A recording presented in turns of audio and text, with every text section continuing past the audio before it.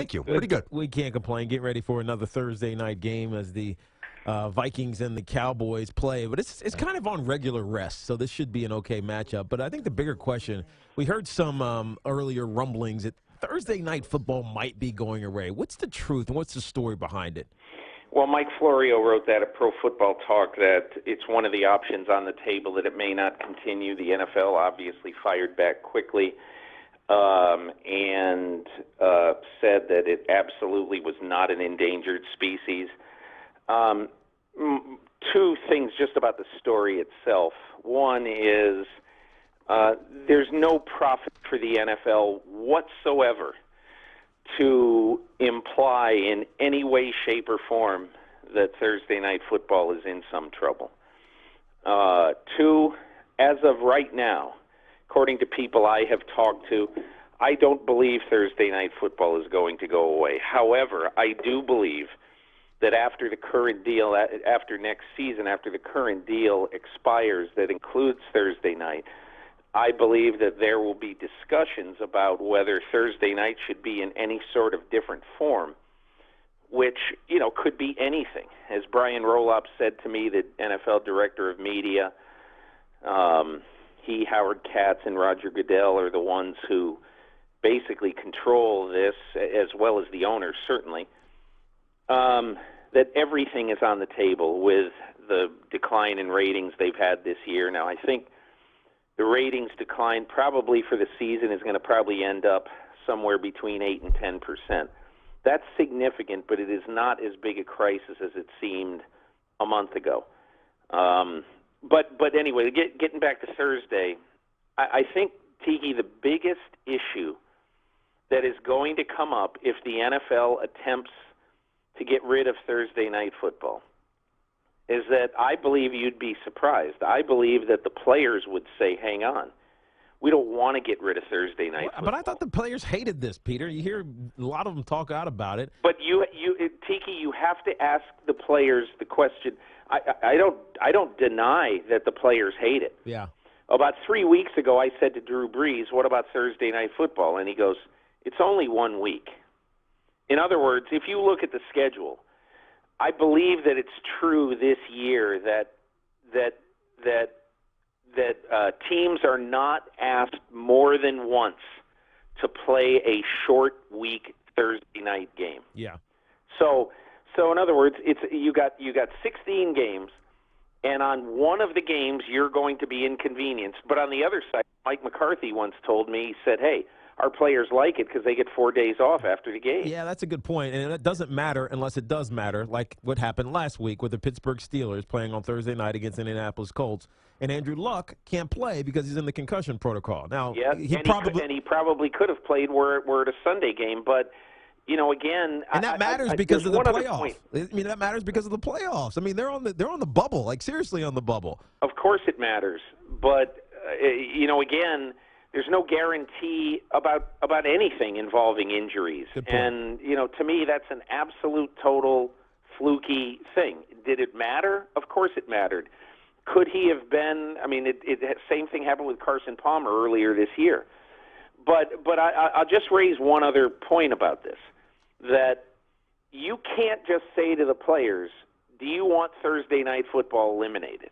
You have to say to the players, do you want Thursday night football eliminated, and do you want the salary cap to go down $4 million, and do you want your average salary on your team per year to go down between $50,000 and $70,000? Because that's what the reality of this would be. If you eliminate Thursday night football and the money that goes along with it, you're also eliminating a small portion of every player's salary in the NFL. So, nobody talks about that, but that's a reality of what would happen if you eliminate Thursday night. To Peter King with us here on Tiki and Tierney, CBS Sports Radio. A couple of things jumped out to me there, Peter. I mean, when you reference Drew Brees and what he said, it's only once a year.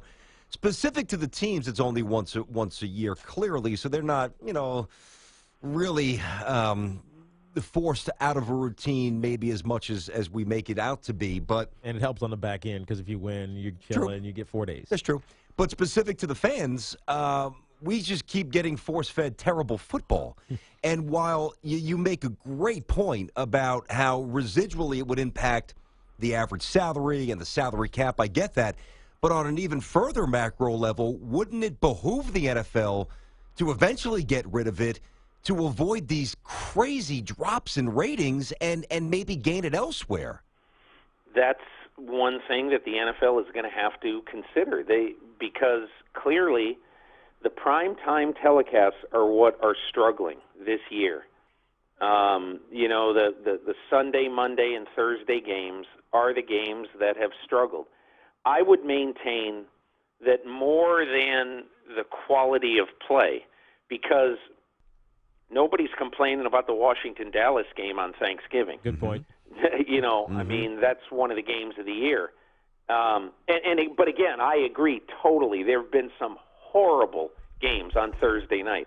So that's one of the issues the NFL is going to have to fight with. I'm neither pro nor con on Thursday. I do think that it's too much, that you're asking players too much. I mean, to do too much, to turn around so quickly. Yeah, I'll tell you another thing that Breeze did, and I wrote about this in my column. How about this? On Monday night, after the Saints play on Sunday, and then they're going to play Carolina on the road on Thursday. So on Monday night, Drew Brees has got 107 needles stuck in him because he does this active release therapy, this ART, that promotes healing. Tiki, you got to know about this stuff. I don't know anything about it. Yeah, no, it came into vogue right around when I was about my 9th year or so. What, are you kidding me? That's how I get ready for every show, Peter, every morning. Well, that's the routine. That's because you work with Tiki. Exactly. You got to take the needle. But what's really interesting about this is that guys like Drew Brees, I mean, he's 37 years old, and guys like Drew Brees, when you play a Thursday night game, you're going to have to do like extraordinary things to accelerate the healing process. Now, I believe deep down that we all know that Thursday night games in general are not really good for the human body and are probably not good overall for the product. But I'm a pragmatist when it comes to this. If you think Jerry Jones and Bob Kraft and Roger Goodell are going to get together and say, let's do the right thing for the game and eliminate Thursday other than the opening game of the season and Thanksgiving, I mean, I think it's naive. I just don't see it. But how much money do they need? How much money can Jerry Jones take to the grave? I'm just going to tell you this right now. A few years ago, Roger Goodell had put out this goal that the NFL wanted to be at the $25 billion mark, okay? And, at some point in the future, whatever, 2025, whatever it was, I forget his number. Mm-hmm. But in 2006, when Roger Goodell was a rookie commissioner, the NFL took in $6 billion. This year, it's estimated that the NFL overall will take in $14 billion. So basically, in a decade, they've gone up $8 billion. Mm-hmm. If you want to slow the rate of growth, which the NFL doesn't want to do. If you want to slow the rate of growth, then you take away big television contracts. Yep. So, that's the big, when you say how much money is too much, I don't know. These are American businessmen. Yeah. No American businessman says, we make enough money. They say, I don't think the international ones say that either. No. I hear you. I guess it's just it's a naive way of looking. It's an overly optimistic, realistic for most of us that can't relate to that kind of money. Look, I get it. I hear you. And I'll make this point. I've worked with Florio for a few years now at NBC, and he always has said, and I've argued with him about it, when we're off the air and we're just talking. He said, the NFL, eventually they're going to push hard to go to 18 games. And I said, you're crazy. They're not going to do that because it's bad for the players. The mothers of America are going to rebel. You don't care about your players. They're not going to let their kids play and all that stuff. And yet, deep down inside, and I still think it'll never work. It'll never pass unless you have some fluky kind of way where you say, okay, we're going to go to 18 games, but every player other than the kicker and the punter plays a maximum of 16 games during the year. And so Jimmy Garoppolo better be ready because he's going to start at least twice for the Patriots every year. Oh my God! But look, I'm the only fool who's advancing that theory. But that's the only way that I would an 18-game schedule would be acceptable. So in other words, I don't want the 18-game schedule at all. But the only way that I would take it is if you do not put any further stress. Gotcha. On the player's body. That's interesting.